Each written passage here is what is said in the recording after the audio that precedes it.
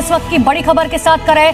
पाकिस्तान से इस वक्त की बड़ी खबर आ रही है। पाकिस्तानी सेना की चौकी पर कब्जा किया गया। तहरीके तालिबान पाकिस्तान यानी कि टीटीपी ने कब्जा किया। वो कहते हैं ना कि शाही कभी परवाज से थककर नहीं गिरता, शाही कभी परवाज से थककर नहीं गिरता, पुरदम है अगर तू तो नहीं खतरे उफ्ताद। वो 1043 सीटें थीं टोटल, जिसमें से 200 से जायद जो हैं बीजेपी और जेडीयू, जो नीतीश कुमार की पार्टी, इनका आपस में अलायंस था ना, एनडीए, नेशनल डेमोक्रेटिक अलायंस, उन्होंने 204 या 203 या 204 सीटें जीत ली हैं। यानी ये कि अब तो 3/4 मेजॉरिटी मिल गई है, 2/3 की क्या बात करें। दूसरी जानिब कांग्रेस का बुरा हाल। जो आप लोग बार बार आप लोग आकर यही पूछते हो कि इंडिया पाकिस्तान बात क्यों नहीं करते, सोल्यूशन क्यों नहीं निकाल, किसको पूछें? आपके फॉरेन, देखिए आप इतना मुझे बता दीजिए, आपके फॉरेन मिनिस्टर को कौन जानता है? हमारे फॉरेन मिनिस्टर देखिए, चलिए आप उनकी फॉरेन ट्रिप्स देख लीजिए। इसी साल कम से कम 19-20, आपने सिर्फ 2025 में उन्होंने कम से कम 19-20 फॉरेन ट्रिप्स किए हैं। फॉरेन ट्रिप्स में उन्होंने दूसरी कंट्रीज के साथ infrastructure, diplomacy, cyber security, AI integration, बहुत सारी चीजों को लेकर बात की है। ठीक है ना? आपके इशाक डार साहब, वो भी मैं कश्मीरी हूं इसलिए मुझे उनका नाम पता है, वरना किसको दुनिया में कौन जानता है कि आपका फॉरेन मिनिस्टर कौन है? वो जाते ही कहां है? क्योंकि कोई फॉरेन पॉलिसी नहीं है भाई। जो आर्मी बोलती, जो मिलिट्री बोलती वही करना होता है, और मिलिट्री आपकी वही करती है या तो जो चाइना बोलेगी। और चाइना, देखिए चाइना का आपको पता है, चाइना ने इंडिया को इकोनॉमिक दुश्मन बना के रखा है, इकोनॉमिक राइवलरी। तो वो पाकिस्तान को यूज करती रहती है हमारे यहाँ पे अटैक्स करवाने के लिए, हमारे खिलाफ प्रोपेगेंडा करवाने के लिए, ताकि वर्ल्ड मार्केट में चाइना का बोलबाला हो और इंडिया पीछे रह जाए। तो ये इस तरह की जियोपॉलिटिक्स है, आपको समझना होगा। हम किसी से बात कर ही नहीं सकते क्योंकि पाकिस्तान कुछ है ही नहीं। दोस्तों, सबसे इंपॉर्टेंट चीज इस वक्त ये है कि भारत के जो मिनिस्टर फॉर एक्सटर्नल अफेयर हैं वो अमेरिका के अंदर है। वो अमेरिका में क्या कर रहे हैं, ये बड़ा इंपॉर्टेंट सवाल है। अब no, this is a question which is very significant कि इंडिया वहां पे क्या कर रहा है और ट्रम्प साहब जो हैं वो कैसे देख रहे हैं चीजों को। हम लोग ब्लंडली ये बात कर सकते हैं कि ये जो प्लानिंग की गई है, ये देखिए, ये जो इतना बड़ा इंसिडेंट हुआ है ना, ये कोई 5 मिनट पहले प्रिपेयर किया गया नहीं है, ना ये महीनों पहले किया गया। इसको कम से कम 6 महीने से साल का अरसा जो है वो दरकार होता है ऐसे वाकयात को करने के लिए। और फिर इसके बाद ये आप ये कह लें कि इनकी प्लानिंग तो शुरू से चल रही होगी। हम अफगानिस्तान के जितने रेफ्यूजी हैं उनको हम लोग बाहर भेज रहे हैं, वापस भेज रहे हैं। हमने 40 साल में उनका बर्डन जो है वो अपने ऊपर उठाया। अपने जो कॉन्सुल जनरल्स हैं उनको न्यूयॉर्क बुला लिए, तलब कर लिया, आ जाओ।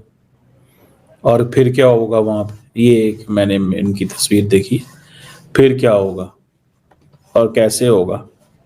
सो मुझे ऐसे लगता है कि this is something very significant. और वो इस तरह कि ट्रम्प, इंडिया जो है वो ये चाहता है और समझ रहा है कि हमें अमेरिका को रीड करने में कहाँ पे गलती लग रही है, अमेरिका को रीड करने में कहाँ पे गलती लग रही है। ये शायद, ये मेरी एक असेसमेंट है। और मैं थोड़ा सा बताता चलूँ, जब पिछली दफ़ा जब ट्रम्प अभी पावर में नहीं आए थे, तो जयशंकर ने उस वक्त भी अमेरिका का दौरा किया था और इसी तरह तमाम कौंसल जनरल्स को बुलाया था।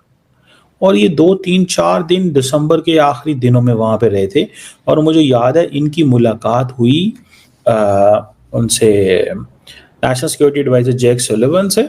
और उन्होंने क्या किया, वहाँ पे मिलके और वाइट हाउस गए और वो बड़ी इनफॉर्मल सी मीटिंग। और जैक सुलिवन जो है उसने कोलंबिया की जैकेट पहनी है और वो खड़ा है वहाँ पे, एंड दैट्स इट। तो वो बस जस्ट एक मतलब ऐसे ही एक मुलाकात थी। अब no, this is a question which is very significant कि इंडिया वहां पे क्या कर रहा है और ट्रम्प साहब जो हैं वो कैसे देख रहे हैं चीजों को। अभी मैं देख रहा था कि जो अभी रिसेंटली इंडिया के अंदर ये वाकया हुआ है, इस पे आई थिंक जो इंडियन लीडरशिप है दे वर वेरी मच कंसर्न्ड कि अमेरिकन क्या पोजीशन लेते हैं। तो देख रहा था मैं कि जो हैं secretary of state Marco Rubio, उन्होंने कहा है जी कि अमेरिका ने इंडिया को हेल्प ऑफर की है, लेकिन वो चीज़ों को बहुत अच्छे जानते हैं, वो प्रोफेशनल हैं, ये हैं वो हैं, इस तरह की चीज़ें। और उन्होंने कहा जी कि इंडिया ने इसको टेररिस्ट इंसिडेंट कहा था और क्या इंडिया पाकिस्तान के टेंशन्स बढ़ सकती हैं। उन्होंने कहा जी कि हमें इस पोटेंशियल का पता है एंड हम इसको समझ रहे हैं। और ये एक चीज़ हुई। बहरहाल द रियल थिंग इज़ के जो इंडियंस हैं वो जब से, अब देखिए इंडिया और अमेरिका का बड़ा गहरा ताल्लुक था। आपको याद होगा 2018 में इंडिया ने और यूएस ने 2+2 शुरू किया था, इफ़ यू रिमेंबर, ठीक है जी। डिफेंस कोऑपरेशन बड़ा तगड़ा था। फिर इंडिया ने एक जो है इंडिया को एलिवेट किया था as strategic trade authorisation Tier 1 status, जिसमें बहुत सारी इंडिया जो है वो डुअल यूज और डिफेंस टेक्नोलॉजीज भी अमेरिका से ले सकता था और इंट्रॉपरेबिलिटी बढ़ गई बहुत ज़्यादा।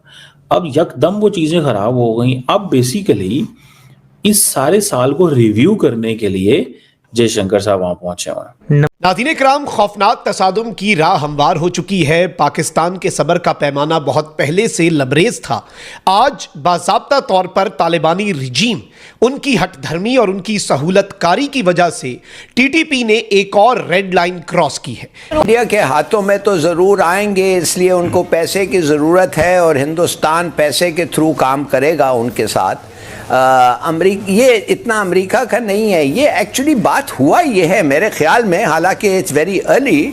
हमारा जो फेंस है ना समी साहब, ये फेंस ना सिर्फ जो वो कहते हैं कि अफगानीज को रोकता है, अमेरिका हमारे साथ नहीं आ रहा है, अमेरिका ने फैसला कर लिया है, हिंदुस्तान उनका मेजर स्ट्रेटेजिक एलाय है, मेजर नेटो लाइक पार्टनर है, हमें भूल जाए। और जो आदमी ये कहता है वो मेरे ख्याल में is not fit to be a diplomat. नमस्कार दोस्तों, आप देख रहे हैं आज का सबसे बड़ा न्यूज एनालिसिस। आज हम बात करेंगे अफगानिस्तान की TTP द्वारा पाकिस्तान की चौकियों पर कब्जा करने की और उसी दौरान भारत के प्रधानमंत्री नरेंद्र मोदी द्वारा बिहार में ऐतिहासिक जीत हासिल करने की। पाकिस्तान के नेता और मीडिया स्थिति में कितने बौखला गए हैं वो भी विस्तार से जानेंगे। हाल ही में अफगानिस्तान की TTP ने अचानक पाकिस्तानी सीमा पर हमला बोल दिया। गहलजो और ओराकज़ई जैसे इलाकों में कई पाकिस्तानी मिलिट्री चौकियां TTP के कब्जे में आ गईं। कई पाकिस्तानी सैनिक मारे गए या कैद कर लिए गए। पाकिस्तान ने जवाब में एयर स्ट्राइक की कोशिश की, लेकिन सीमा विवाद और दोनों तरफ से घमासान और बढ़ गया। TTP के बढ़ते हमलों से पाकिस्तान की सेना और सरकार दोनों मुश्किल में हैं और अफगानिस्तान तथा पाकिस्तान के रिश्ते और बिगड़ते जा रहे हैं। दूसरी ओर भारत में माहौल पूरी तरह जश्न का है। प्रधानमंत्री नरेंद्र मोदी और NDA ने बिहार विधानसभा चुनाव में शानदार जीत हासिल की और विरोधियों को पूरी तरह हराया। बिहार के मुख्यमंत्री नीतीश कुमार ने भी बढ़िया नेतृत्व दिखाया है। नरेंद्र मोदी जी ने जीत को जनता की मजबूत मंजूरी बताया और कहा कि बिहार अब और तेज विकास की ओर बढ़ेगा। अब सबसे मजेदार बात यह है कि पाकिस्तान की मीडिया बुरी तरह परेशान है। टीवी चैनल्स पर एंकर्स चौंक गए हैं कि मोदी जी ने इतनी बड़ी जीत कैसे हासिल की। वहां यही डर है कि